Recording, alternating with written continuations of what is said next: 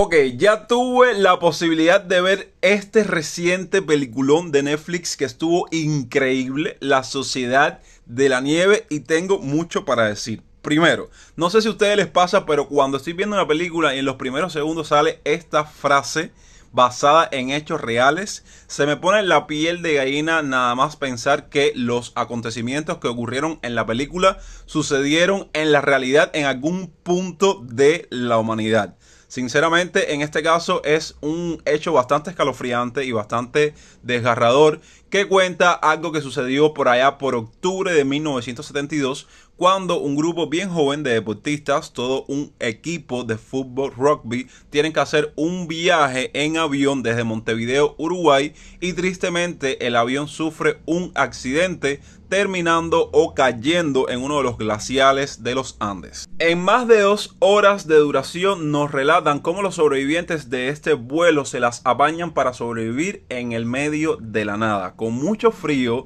sin casi alimentos, porque básicamente muchos de ellos traían uno que otro refrigerio, pero bueno, son suministros que en un par de días se agotan, sin refugio, sin nada, sin nada. Yo sinceramente les digo que como eran gente bastante joven, contemporáneos más o menos de mi generación, yo en toda la duración de la película me vi envuelto en el pellejo de uno de los protagonistas, porque yo decía, wow, es increíble lo perturbador y desgarrador que fue el episodio que tuvieron que vivir todas esas personas, y verdaderamente fue algo bastante escalofriante vivir una experiencia así. Lo más duro para mí de esta película es que, por ejemplo, cuando yo vi la película simplemente me basé o me hice idea de que era, por ejemplo, mi aula de la universidad, mi aula de la secundaria, del preuniversitario, y es algo tan duro ver cómo tu amigo de aula o tu amigo de clase se está muriendo de frío